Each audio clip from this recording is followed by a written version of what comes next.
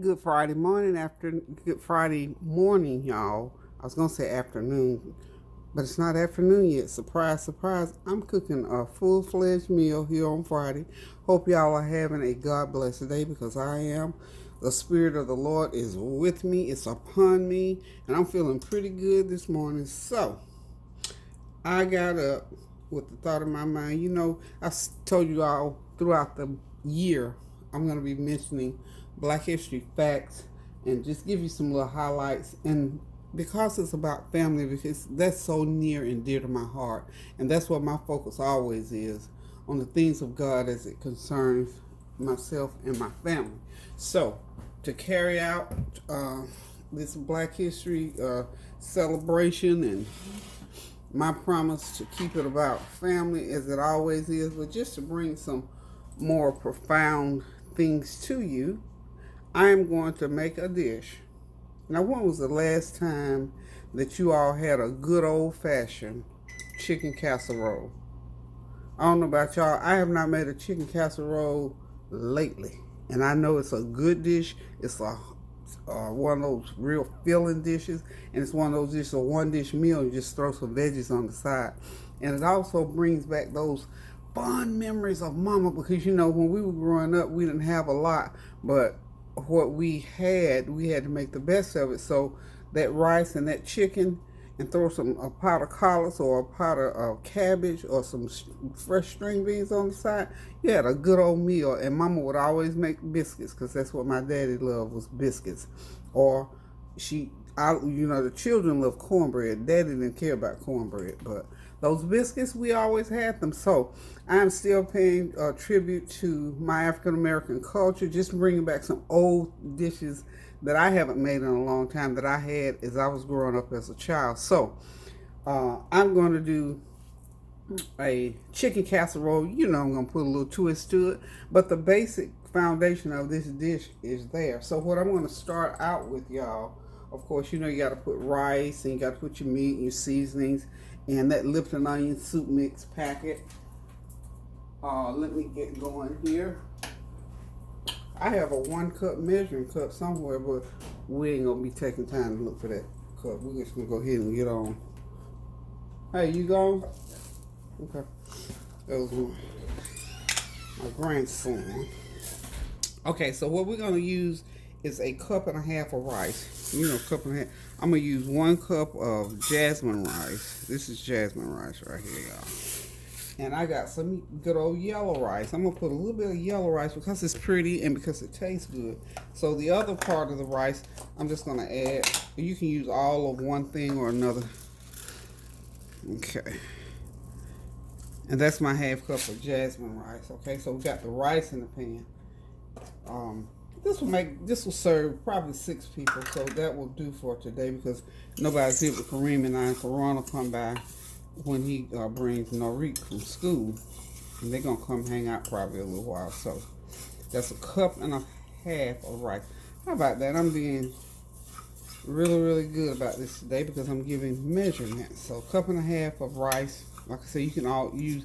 Now if you use all yellow rice, you don't have to worry about so much seasoning that requires a salt content because the yellow rice is very well seasoned. As a matter of fact, I did a video last night. I used yellow rice to eat with some stewed tomatoes, okra, corn, tomatoes. So this here is a cup and a half of water that I've seasoned with 1 bouillon cube, a half a teaspoon of sage, and a little bit of complete seasoning. That right there is that bouillon cube. That was the kind you have to sort of mash up. Okay, that's a cup and a half. We're going to do another, about that much more, and that will cook that rice and the chicken. So remember back in the day when you're making this. So I'm going to add some veggies in there too, because y'all know I'm going to add some veggies. I'm not going to saute them this time in the interest of time. So this is just some peppers and onions, just some cup and a half of peppers and onions. Y'all hold on just a minute. I need to just check something out right quick. So what are y'all doing today?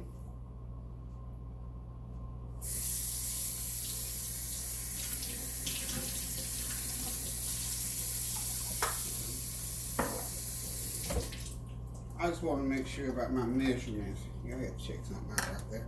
Okay, so we're on top.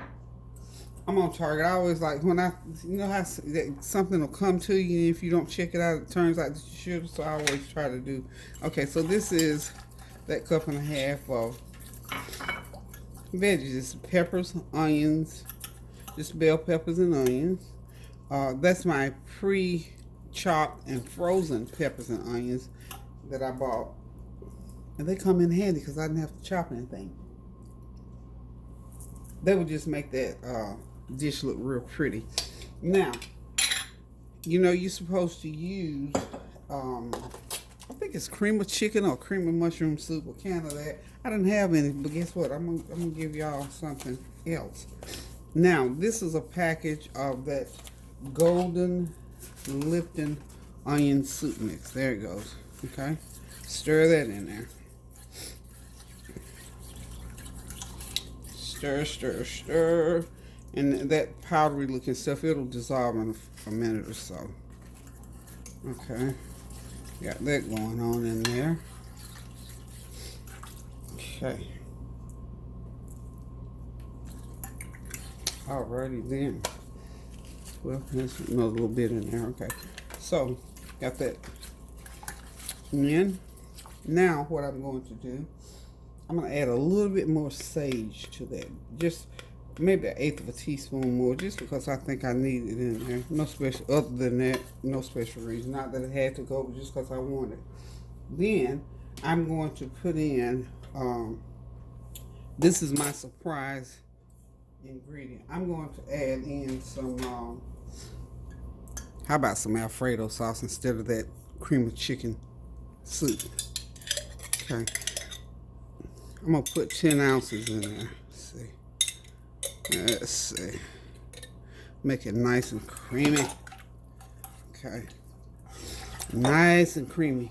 Like I said, when was the last time y'all had a good old chicken casserole? Well, you certainly probably have not had this particular one because I'm adding a little twist to it by adding in that Alfredo sauce. That ought to be some good eating, y'all. You hear me?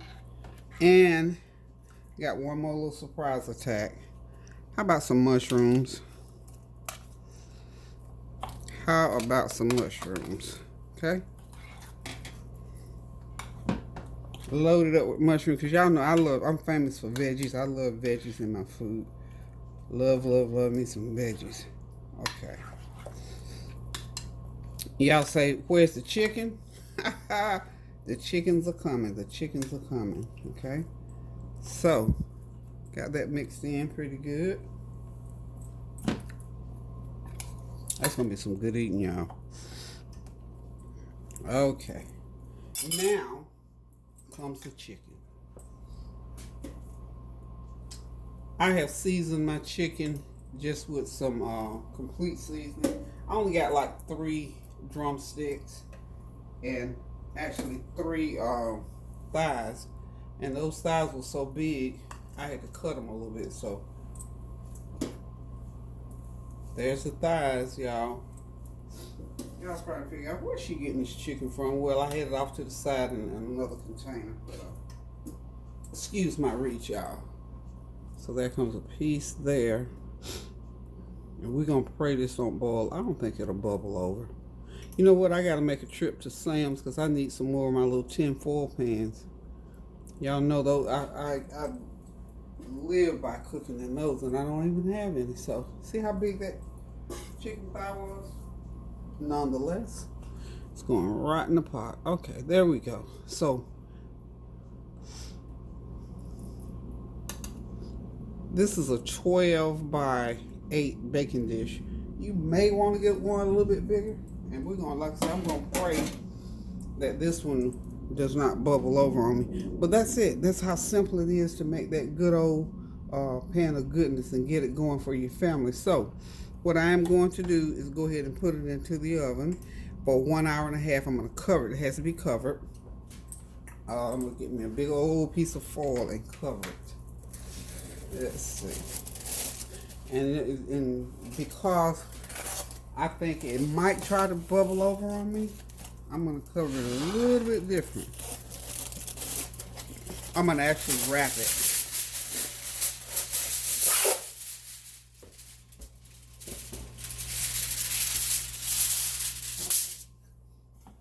put it in like so. Well, if I put it like this, I might do better. And I'm gonna have to come back under it with another piece. So let's go back that way. That way. Okay. And then I need another piece to go the other way. Oh, y'all know what? Y'all believe this? I'm almost at the end of that big old 500-foot roll of foil, and I'm kind of glad because now I can use my my dispenser. Okay, here we go. I'm gonna go at it like this. I'm gonna wrap this just like so. That's what I'm thinking. I don't, if it spills over, at least it won't get all over the oven. Okay? This is one of them precautionary things, y'all. It's just me. Y'all know me. I'm always up to something. So then we're going to come up like this. I probably could have got that a little bit longer. But since I did, now I'm going to have to get me another little piece of foil to go across top. But y'all get what I'm trying to do. I'm trying to wrap this dish to put it in wrapped. So just enough. Well, this might end out my foil. No, look, this foil is so big. So I'm gonna put that piece across there. So this, the other thing, when you put this in, it's supposed to be wrapped real tight. So it's wrapped nice and tight. Okay. So this is going to go into a 375-degree oven for, well, maybe let's see, 12, 1 to about. For about an hour and a half, not quite 2 hours. So we're gonna get this in the oven, and when it comes out, we're gonna show y'all what it looks like. So y'all hang on. You got time because it's got an hour and a half. It won't take y'all. Y'all see, it only took about 10 minutes to put this together. You can put one together while you're waiting. So hang on. I'll be right back. This one right good. Yeah. Okay, everybody. The meal is done. There's those green beans. Those Tyrus green beans, and of course there's that beautiful chicken, mushroom, and rice casserole all done, ready to go. It took 2 hours for it to cook. That was a big pan. So guys, thank y'all for dropping by. Thank y'all for the prayers, encouragement, well wishes. Continue to pray without ceasing. Do something good for somebody today now. So until I decide to cook again, thank y'all for dropping by on this unscheduled meal. Love you guys. Toodaloo. What about Miss Kibble?